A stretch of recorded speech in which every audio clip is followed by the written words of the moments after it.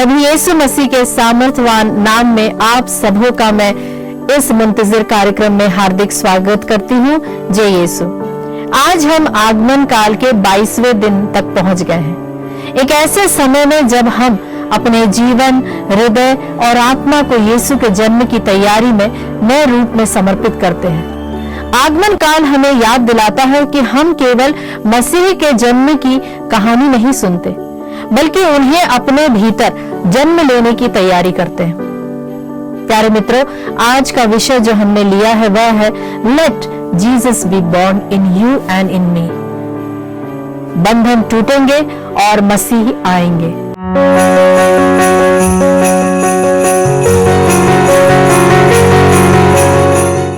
संत पौलुस रोमियो के पत्र अध्याय 7 उसकी पद संख्या 18 और 19 में कहते हैं, मैं जानता हूं कि मुझ में अर्थात मेरे दैहिक स्वभाव में थोड़ी भी भलाई नहीं, क्योंकि भलाई करने की इच्छा तो मुझ में विद्यमान है, परंतु उसे कार्यान्वित करने की शक्ति नहीं है। मैं जो भलाई चाहता हूं वह नहीं कर पाता, बल्कि मैं जो बुराई नहीं चाहता वही कर डालता हूं। संत पौलुस की यह बात हमारे जीवन का अनुभव भी बता देती है। हम में से कितने लोग यह मानते हैं कि हम वही करते हैं जो हम करना नहीं चाहते।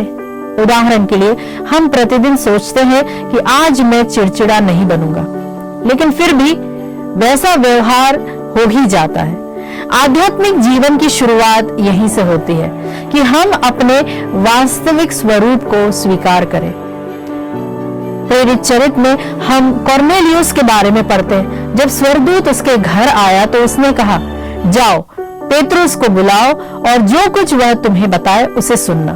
स्वर्गदूत स्वयं संदेश दे सकता था, पर क्यों नहीं दिया? क्योंकि मुक्ति का अनुभव पेतरुस को था, स्वर्गदूत को नहीं था। इसी तरह प्यारे मित्रों, यदि हम किसी बंधन में हैं, तो हम स्वतंत्रता का अनुभव नहीं कर पाते। बंधन हमें वही करवाता है जिसे हम करना नहीं चाहते। संत पौलुस यह भी कहते हैं कि ईश्वर ने मुझ में एक अच्छा कार्य शुरू किया है। यदि हम चाहते हैं कि ईश्वर हमारे भीतर अपना कार्य आरंभ करे, तो पहला कदम है ईश्वर की स्तुति सीखना। स्तुति का अर्थ है ईश्वर को याद करना, उनके प्रेम, उनकी भलाई, उनकी दया को मन में बसाना। हम उनके पास देखते हुए याद करते हैं कैसे उन्हें कोड़े लगाए गए, कैसे उन्हें अपमानित किया गया, कैसे उन्हें ठोका गया और कैसे हमने कई बार उनका साथ छोड़ा, फिर भी वे सदैव हमारे प्रति निष्ठावान रहे। ईश्वर कहते हैं, ये लोग होठ से तो मेरी स्तुति करते हैं, पर उनका हृदय मुझसे दूर है, जो कि हम पढ़ते हैं ईसाया नबी में। प्रार्थना और स्तुति दोनों अलग अलग चीजें हैं। प्रार्थना में हम मांगते हैं, पर स्तुति में हम केवल प्रभु की स्तुति करते हैं, उनका गुणगान करते हैं। एक राजा जंगल में घूम रहा था। उसने देखा कि एक बहुत बड़ा हाथी सिर्फ पतली रस्सी के छोटे पेड़ से बंधा था, और एक छोटा सा हाथी जो कि मोटी रस्सी से बड़े पेड़ से बंधा हुआ संघर्ष कर रहा था। राजा ने महावत से पूछा, बड़े हाथी को पतली रस्सी से और छोटे हाथी को मोटी रस्सी से ही क्यों बांधा? महावत बोला, जब यह बड़ा हाथी छोटा था तब इसे भी मोटी रस्सी से बांधा जाता था। उसने कई बार कोशिश की, पर रस्सी तोड़ नहीं पाया। फिर एक ऐसा समय आया जब उसे विश्वास ही नहीं रहा कि वह कभी रस्सी तोड़ सकता है।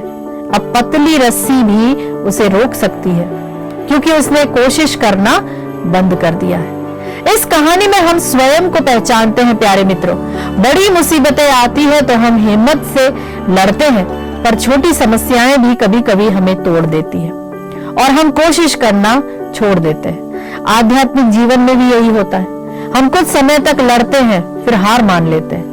इसीलिए आज का अभ्यास स्तुति करना हमें हार न मानते हुए ईश्वर की शक्ति पर निर्भर रहना सिखाता है। प्रभु का वचन एफेसियों के पत्र अध्याय 6 पद संख्या 11 में कहता है, आप ईश्वर के अस्त्र शस्त्र पहन ले, जिससे आप शैतान की धूर्तता का सामना कर सके।